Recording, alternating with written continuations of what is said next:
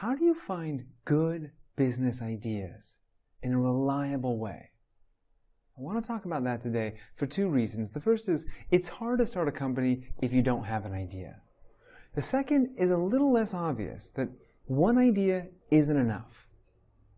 Imagine you have one idea that you're really, really passionate about, and you go out and validate it, and the world says, we're not ready for it. Your options at that point are basically to give up or ignore your customers.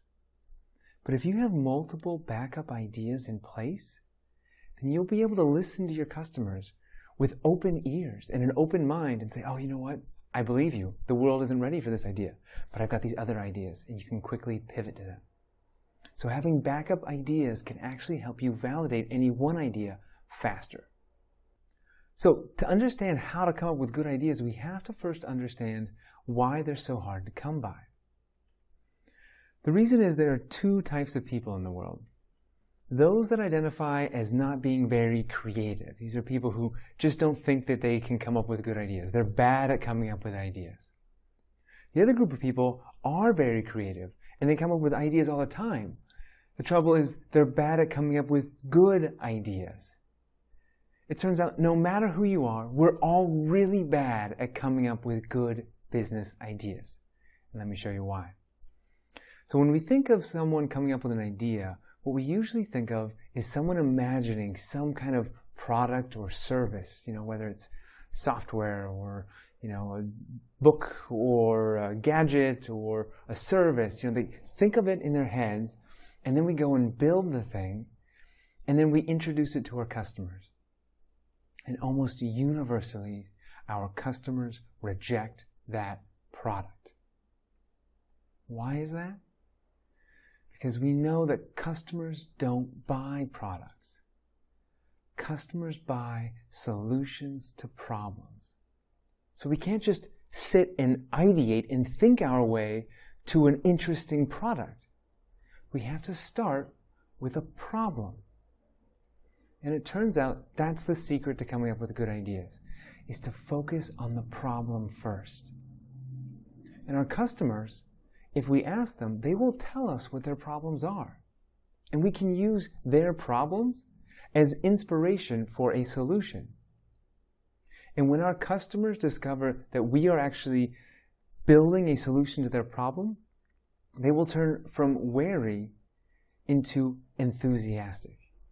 In fact, they will be so enthusiastic with you if you are solving their problem, they will commit to paying you before you've actually built the product. And when they pre-order a solution to their problem, you will then have the confidence to know that this is a good idea.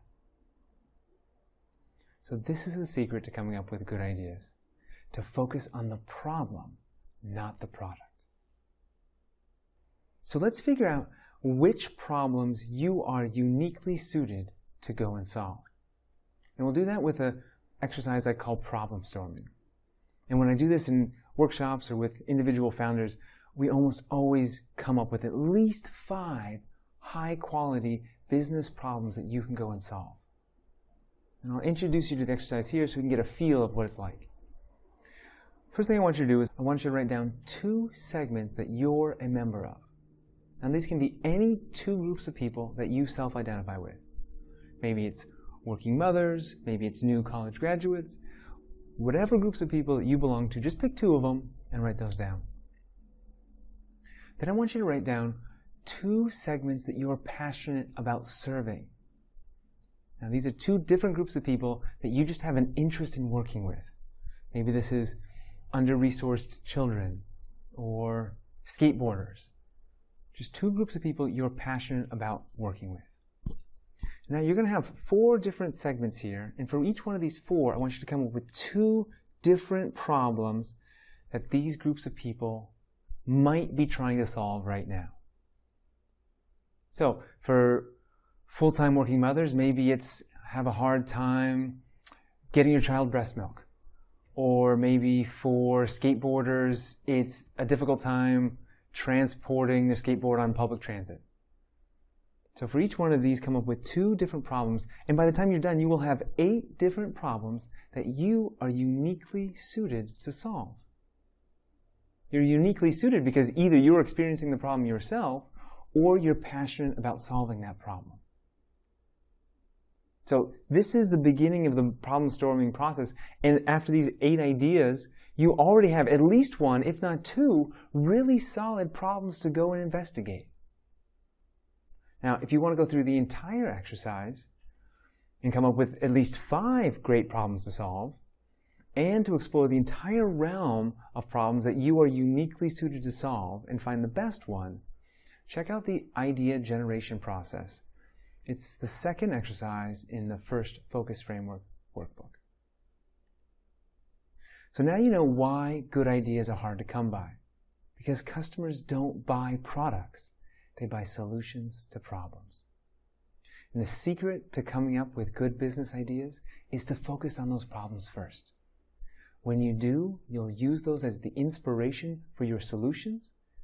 And when your customers hear that, they will be elated and they will prepay for the actual product.